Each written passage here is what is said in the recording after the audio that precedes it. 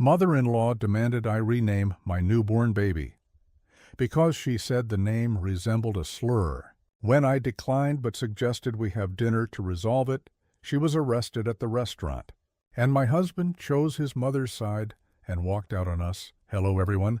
My name is Nina. I'm 29 years old.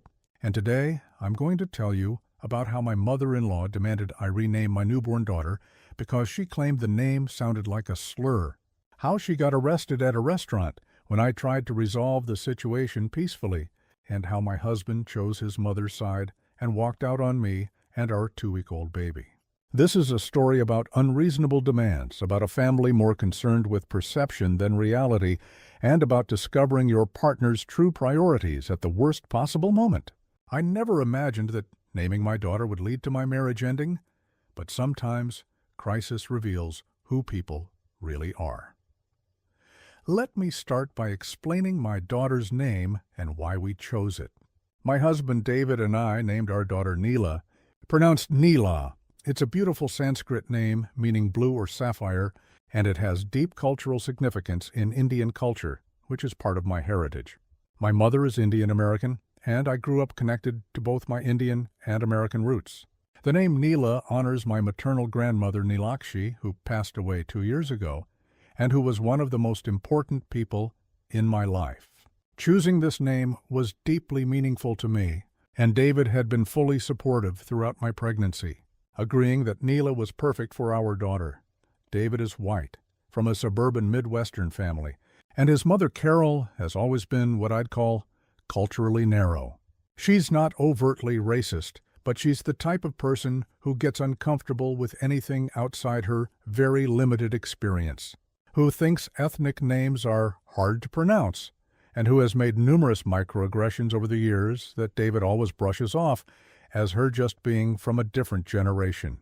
I've tolerated Carol's behavior because David asked me to, because I wanted family peace, and because before now, her issues had been annoying but not deal-breaking. When Neela was born, David and I sent out the birth announcement with her name, weight, and a photo. Most people responded with congratulations and love. Carol's response was immediate and concerning. She called David's phone while I was still in the hospital recovering, and I could hear her voice, even though the phone wasn't on speaker. She was upset, saying we couldn't possibly name our daughter Neela, that it sounded too much like a racial slur, and that we needed to change it immediately before we did the birth certificate paperwork. David tried to explain to his mother that Neela was a legitimate Indian name with beautiful meaning, that it didn't sound like any slur, and that we'd chosen it carefully and intentionally. Carol wasn't hearing it. She insisted that people would mock our daughter, that we were setting her up for bullying, and that we needed to choose a normal name that wouldn't cause problems. The implication that my grandmother's name, a name for my culture, wasn't normal was infuriating. But I was exhausted from labor and trying to focus on my newborn, so I let David handle the conversation. Over the next few days, while we were still in the hospital, Carol called repeatedly. Each conversation was the same. She demanded we rename the baby. David explained why we weren't going to. She'd get more upset and insistent. She started saying that if we insisted on an ethnic name, we should at least choose something more American-sounding. Maybe something like Nina or Lily. The suggestion that we should anglicize my daughter's name to make Carol more comfortable made my blood boil. When we brought Neela home from the hospital, Carol showed up unannounced at our house. She barged in with baby name books, literally trying to get us to sit down and choose a different name right then. She said she'd been thinking about it and had some suggestions that were pretty, but not weird. Every suggestion was a white European name. When I pointed out that Neela wasn't weird, it was Indian, and that was part of our daughter's heritage. Carol actually said that the baby was only half Indian and we could lean into the American side instead. I was furious, but also exhausted. I was 2 days postpartum, dealing with the physical recovery from childbirth, trying to figure out breastfeeding, getting maybe 3 hours of sleep total each night. I didn't have the energy for this fight, but I also wasn't going to change my daughter's name to accommodate Carol's narrow-minded discomfort with non-white culture. I told Carol as calmly as I could that the name was final, that we loved it, that it honored my grandmother, and that this discussion was over. Carol started crying, saying I was being stubborn and cruel, that I was making a huge mistake that would affect our daughter her whole life, that people would make fun of her name and it would be my fault. David tried to escort his mother out, but she was adamant that we were making a terrible decision. She left eventually, but called David multiple times that evening, leaving voicemails about how disappointed she was and how we were going to regret this. The harassment continued over the following week. Carol would call, text, send articles about baby naming trends, and even enlisted other family members to weigh in. David's aunt called to say maybe we should reconsider, that Carol was just concerned and had a point about the name being unusual. David's brother sent a text suggesting we use Neela as a middle name and choose something else for her first name. The united front from David's family trying to pressure us into changing our daughter's name was overwhelming. Throughout all of this, David was in the middle, trying to manage both his mother's demands and my legitimate anger at her behavior. He kept saying his mom meant well, that she was just worried about our daughter, that she'd calm down once she got used to the name. But he also wasn't firmly shutting her down or telling her that her behavior was unacceptable. He was trying to keep everyone happy, which meant no one was actually happy, and I felt unsupported in what should have been a joyful time after our daughter's birth. After 10 days of this, I was at my breaking point. I told David that we needed to address this situation directly with his mother, that her harassment needed to stop, and that she needed to accept our daughter's name, or she wouldn't be welcome in our lives. David agreed that something needed to be done, and he suggested we invite his mother to dinner at a nice restaurant to have a calm, adult conversation about boundaries and expectations. I agreed, hoping that a public setting and a structured conversation would help Carol understand that her behavior wasn't acceptable and needed to stop. We chose a upscale Italian restaurant, the kind of place with tablecloths and quiet ambiance, where people tend to be on their best behavior. We got a babysitter for Neela, which was the first time I'd left her since she was born, and was emotionally difficult. We met Carol at the restaurant, and from the moment she sat down, I could tell she thought this dinner was going to be about us, capitulating to her demands. She had a satisfied smile on her face and started the conversation by saying she was glad we'd finally come to our senses and were ready to discuss reasonable name options. Took a deep breath and explained that actually we'd invited her to dinner to discuss her behavior, not to change our daughter's name. I said that Neela's name was final, that it was meaningful and beautiful, and that Carol's repeated attempts to pressure us into changing it needed to stop. I tried to be calm and clear, explaining that her behavior was stressful and hurtful, and that if she wanted to be part of her granddaughter's life, she needed to respect our choices as parents. Carol's face changed from satisfied to shocked to angry in seconds. She raised her voice, saying she couldn't believe we'd brought her here under false pretenses, that we'd wasted her time, and that we were making a huge mistake. Other diners were starting to look over at our table. David tried to calm his mother down, but she was getting more agitated, saying that we were ruining that poor baby's life with a ridiculous name, that people would think we were irresponsible parents, that she had every right to voice her concerns as the grandmother. I said, still trying to maintain calm, that she'd voiced her concerns repeatedly, and we'd heard them. But that didn't mean we had to agree with them, and that continuing to harass us wasn't acceptable. Carol stood up from the table, her voice getting even louder, and said that she wasn't harassing anyone, that she was trying to protect her granddaughter from our stupidity, and that if we couldn't see reason, maybe she needed to take more serious action. That phrase, more serious action, sent chills down my spine, but before I could ask what she meant, a restaurant manager approached our table asking Carol to please lower her voice as she was disturbing other guests. Carol turned on the manager, saying that this was a family emergency and none of his business. When the manager politely insisted she either calm down or leave, Carol lost it completely. She started yelling at the manager, saying he was discriminating against her, that she had every right to speak her mind, and when he again asked her to leave, she shoved him. Everything happened very quickly after that. The manager stumbled backward, other staff members rushed over, and someone called the police. David was trying to get his mother to calm down and apologize, but Carol was beyond reasoning with, yelling about her rights and how everyone was ganging up on her. When the police arrived minutes later, multiple witnesses, including other diners and staff, reported that Carol had assaulted the manager. Despite David's protests and Carol's insistence that she'd barely touched him, the police arrested her for assault. David was beside himself, begging the police to just let his mother go, promising she'd leave peacefully, but it was too late. Carol had committed assault in front of multiple witnesses, and the manager was pressing charges. As they led Carol out in handcuffs, she was screaming at me that this was all my fault, that I'd set her up, that she'd done nothing wrong and was being persecuted for trying to protect her granddaughter. It was absolutely surreal, watching my mother-in-law being arrested while yelling that my daughter's name was ruining everyone's life. David and I left the restaurant shortly after, not having eaten anything. We drove separately to the police station where Carol was being processed. The entire drive, I was in shock, trying to process what had just happened. I'd invited Carol to dinner hoping to set boundaries, and instead she'd gotten herself arrested for assault. I felt guilty, even though logically I knew this wasn't my fault, that Carol had made her own choices that led to this outcome. At the police station, David was able to see his mother briefly. When he came out, he was a different person than the man I'd married. He was cold and angry, and that anger was directed at me. He said I'd humiliated his mother, that I'd provoked her by refusing to even consider changing the baby's name, that this whole situation was my fault for being stubborn and inflexible. I was stunned.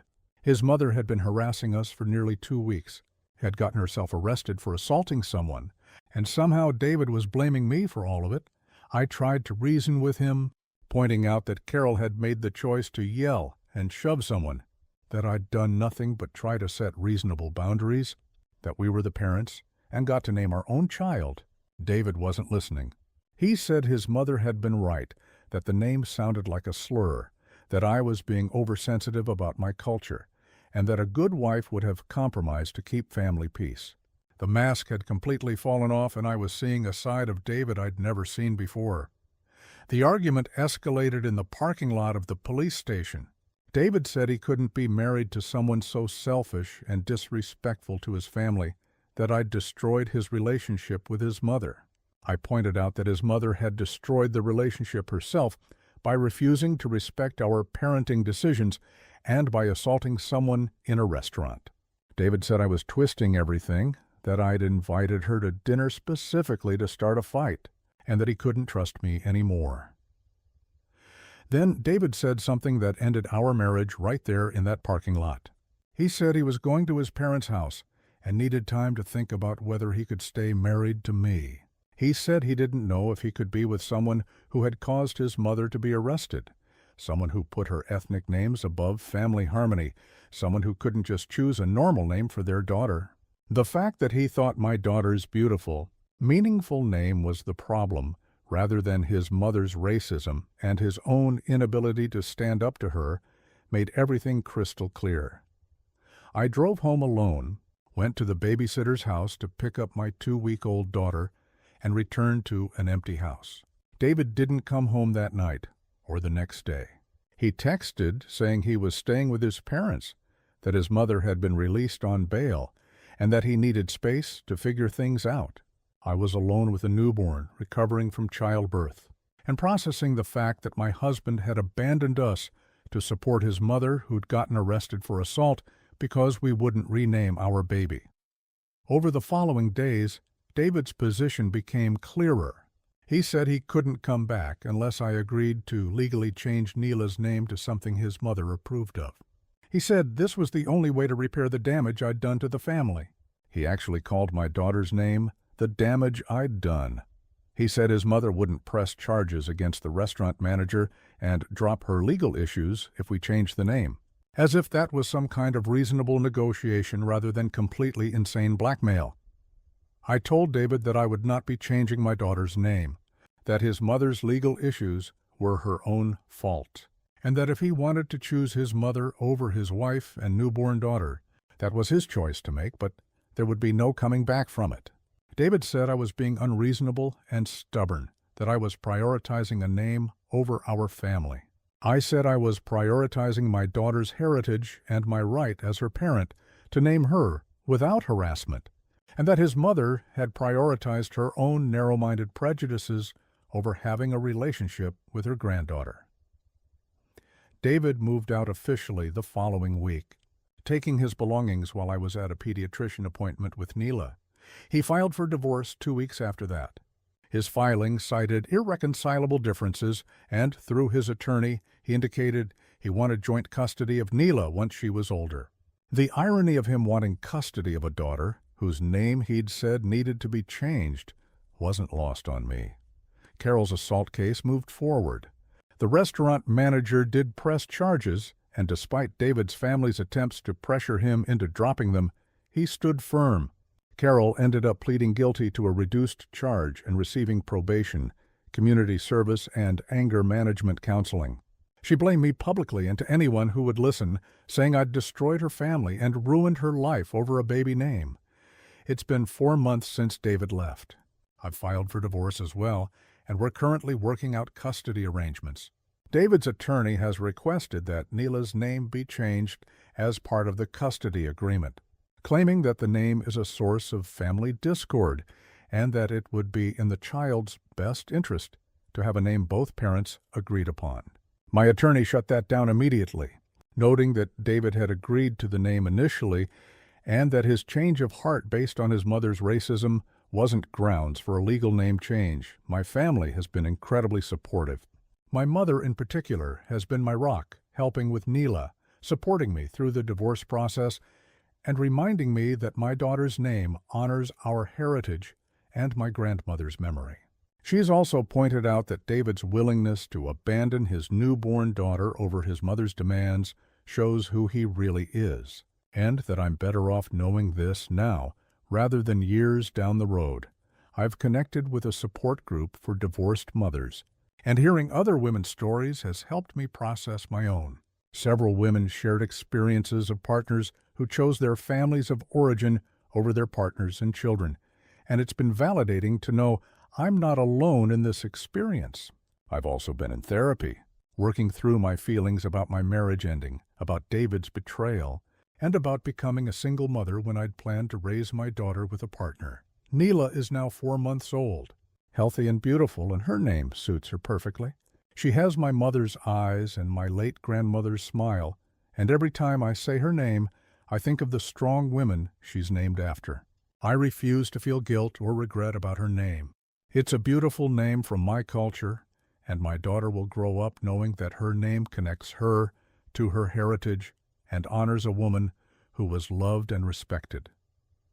Looking back, I can see red flags in my relationship with David that I missed or explained away. His unwillingness to stand up to his mother's microaggressions, his tendency to prioritize keeping the peace over standing up for what was right, his discomfort when I'd talk about my Indian heritage or celebrate cultural holidays. I thought these were minor issues that would work themselves out, but they were actually indicators of deeper problems that surfaced in crisis. The experience has taught me that people's true characters show in how they handle conflict and crisis. When faced with a choice between supporting his wife and newborn daughter or appeasing his mother's racist demands, David chose his mother. When faced with a situation where standing up for his family meant disappointing his mother, he couldn't do it. Those choices tell me everything I need to know about the kind of partner he was and the kind of father he'll likely be. For anyone in a similar situation, dealing with in-laws who want to control your parenting decisions or partners who won't stand up to their families, I want you to know that you have the right to make your own choices about your children. You don't owe your in-laws the parenting decisions they want. You don't have to compromise your culture, your values, or your choices to keep family peace. And if your partner won't support you in setting reasonable boundaries with their family, that's information you need to know. I also want to address anyone who's considering giving their child a name from their cultural heritage, but is worried about pushback from family or society. Give your child that name. Honor your heritage. Don't let other people's discomfort with diversity dictate how you name your own child. Names carry meaning and history, and your child deserves to have that connection to their roots. My name is Nina. I'm 29 years old, and this is my story of how my mother-in-law demanded I rename my newborn daughter because she claimed the name sounded like a slur, how she got arrested when I tried to resolve the situation peacefully, and how my husband chose his mother's side and abandoned us. It's been 4 months since David left, and while single motherhood isn't what I'd planned, I'm building a life for Neela and me that's based on respect, culture, and love. My daughter will grow up knowing her name is beautiful, knowing her heritage is valuable, and knowing that sometimes standing firm in who you are means losing people you thought loved you. Thank you for listening to my story.